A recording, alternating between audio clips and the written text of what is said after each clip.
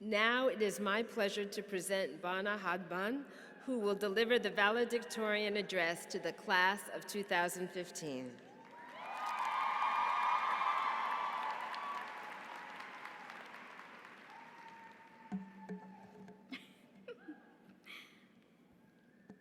So, what made you decide to come to Spelman? It was a question I encountered throughout my matriculation at Spelman. And as I stand here, humbled, honored to be in the presence of my brilliant and beautiful Spelman sisters, I ask each one of us to reflect in this moment. What brought you here? Who brought you here? How did this day become possible for you? It is a question people ask to learn about my story. In celebration of our stories and our communities who brought us here, I will share with you how I came to be at Spelman.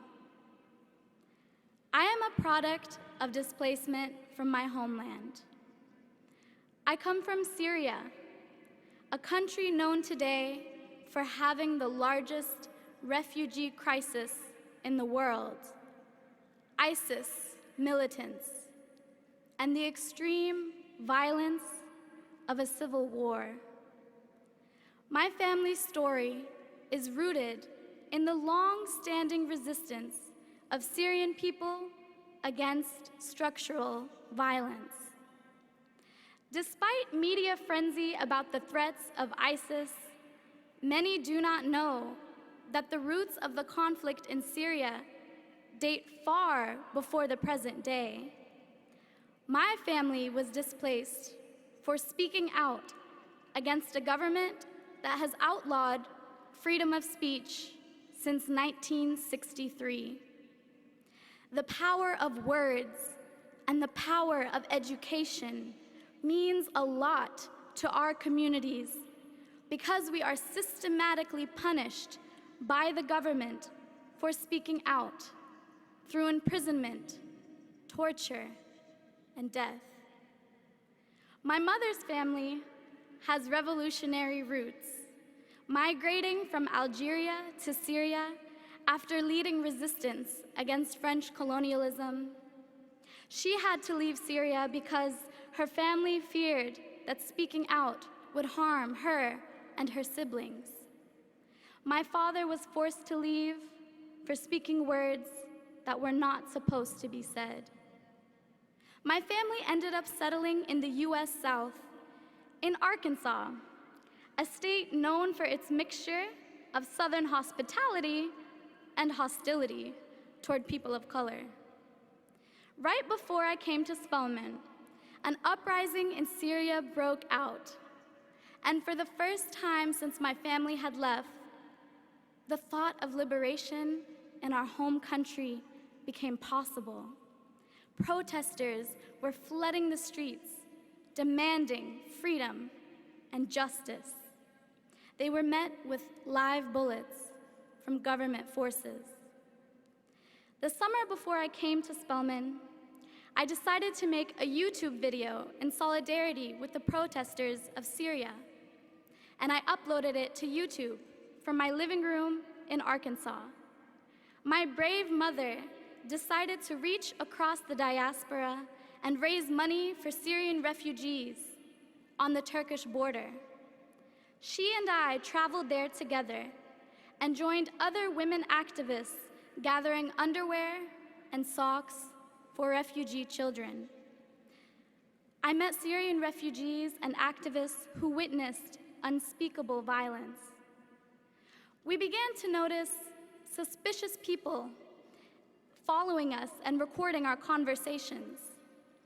It turned out regime agents from Syria recognized my face from my YouTube video.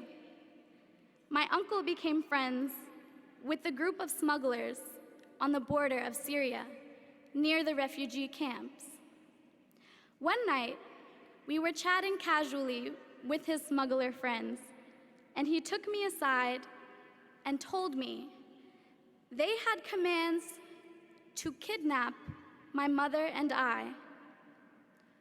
We were wanted for 50 million Syrian liras, the equivalent of 1 million US dollars. They wanted that YouTube girl to be sent to regime prisons notorious for killing and torturing activists who dare speak out. With the threat of this ransom looming over us, we fled and joined Syrians elsewhere who were planning civil resistance. A few days later, I packed my bags, came to Atlanta, put on my white dress and wobbly heels, and started my first semester at the illustrious Spelman College.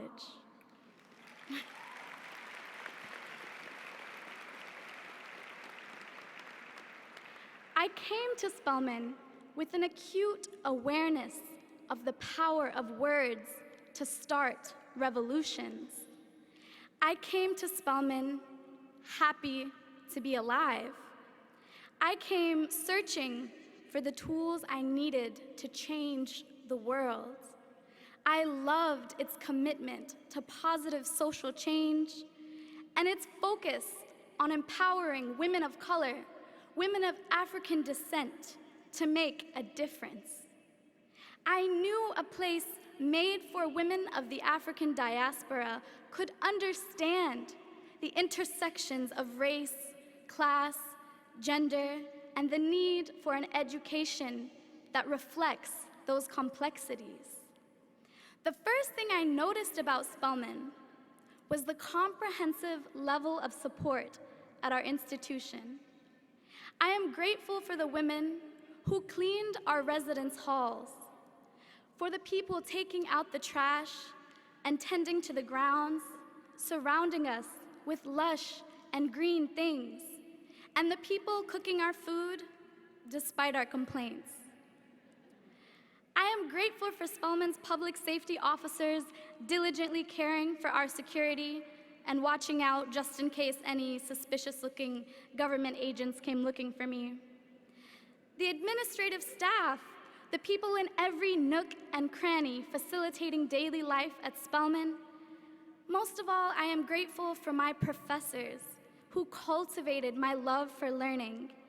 I found a home in the Women's Center, the Sociology Department, and the Social Justice Fellows Program because they empowered me to ask difficult questions.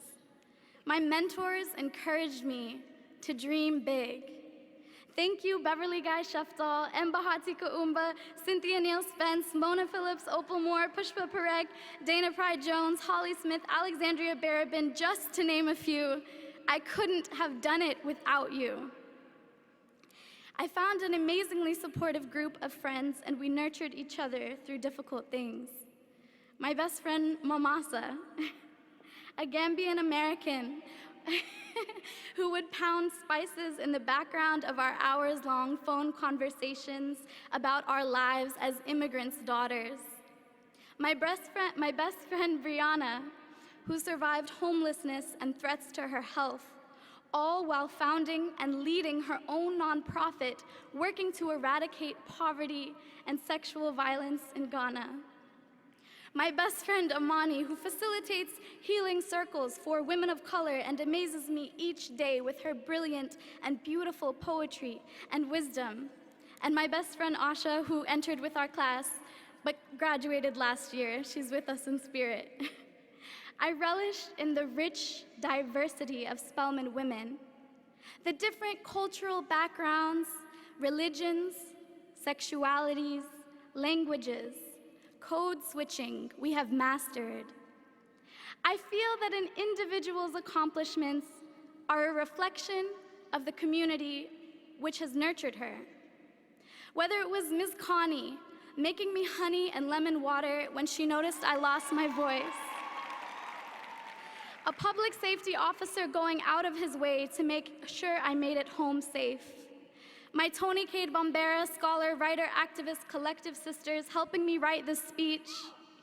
Spelman flying out my best friend's grandmother when we thought she might not make it. Dr. Kuumba calling to check in on me and lending me books for my thesis. Boundless emotional forces make me feel like Spelman is my second family. I was blessed to receive support from the Mellon Mays Foundation, which enabled me to travel from South Africa to Tunisia, to Morocco, to Spain, to Jordan, to Germany, to the UK, to a hopefully one day free Palestine, to Puerto Rico, all in a year. I encountered challenges and extremely difficult moments, what one of my mentors, Dr. Spence, calls teachable moments. I learned about the sacrifices you make in college: money, sleep, your mental health. As higher education becomes increasingly more inaccessible to women of color, it is imperative we recognize the benefits of support and of community, and the necessity of historically Black colleges to continue to be supported. I think about our Spelman sisters who didn't make it with us, not because they didn't work hard, but because the structures of support were not in place to hold them. We pray that the system will get better. As I enter a PhD program in the fall, I remember why I came to Spelman: for a degree, for a one-of-a-kind experience, for academic excellence and a high quality of education. But reality often exceeds our expectations in ways we could have never imagined. At Spelman, I came for an education, but I received a lifetime of support. I found grace. I found sisterhood. I found love. I found a place that is shaping the future, committed to showing the world that we matter. I found relentless joy. I found the memories of women past and the reminders they left us to be great. I invoke every powerful woman who has helped me get to this point. I celebrate the community we have now become a part of.